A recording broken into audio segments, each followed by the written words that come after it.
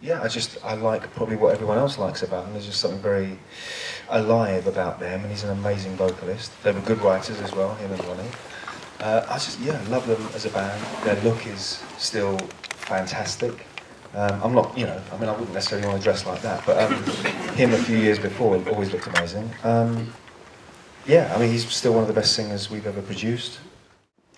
I'm lucky enough that I grew up with parents who were young in the 60s, so I grew up with their record collection, you know, all the good stuff. So, yeah, that's how I discovered them. And for me, it was always about Steve's voice, Steve's guitar playing, and the songwriting relationship he had with Ronnie Lane. He did play in the Half Moon Pub in Putney on the night of the Live Aid concert. And it's actually, like, when you read the biography in John's book, John and Paul's book, it's just one sentence, you know, it kind of says, the irony mustn't escape Steve that on the night of Live Aid he was playing small dingy pub to a few dozen punters or whatever. And I just thought, what an incredible moment that must have been for him, to see like all his old mates up there playing in front of millions. And he's playing in that small pub.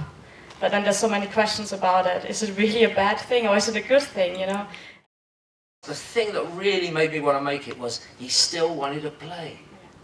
You know, and in this day of fame, everyone's saying, I'm going to make it, and there's X Factor, you know, if I've not made it in 5 years, I'm going to stop. You know, if you want to sing in a band, you can sing in a band, you know.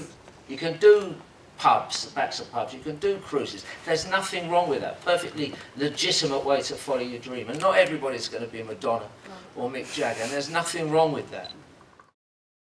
And as has been talked about, there is a bit of heart and soul in the film as well. It's not just about Steve, it's not just kind of a modathon or whatever, you know. It's a story about a man who is contemplating things and who is kind of ruminating over his life and choices he's made and choices that have been made for him.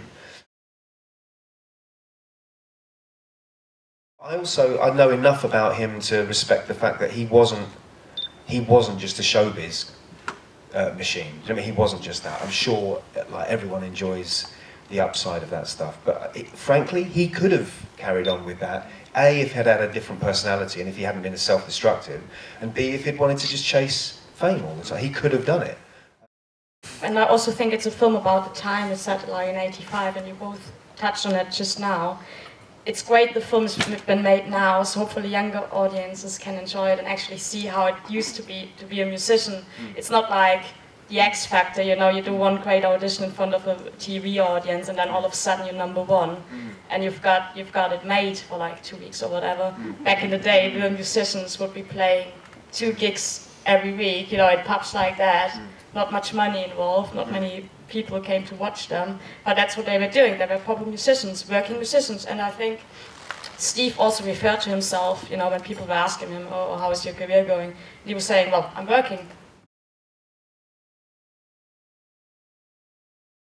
So at that stage, was Martin attached, or because I think no, when Hattie first sent it to me,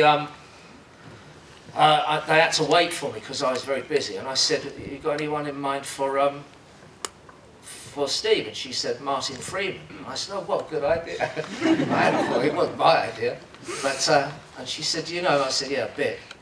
So you know, we went to get him, and you can see from the result. Yeah, that was. I mean, I have to say this. I told you, Martin, as well. When when I started writing the film, I knew straight away who my #1 choice would be. And he couldn't do it. So yeah, exactly. He was available, so I thought, okay, let's ask Martin then.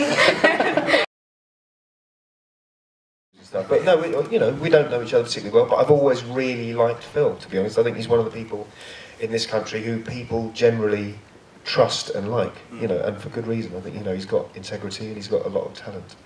Indeed. And what's it like to be directed, though? He's not a good director. I didn't say he was a good director, I said he's a nice...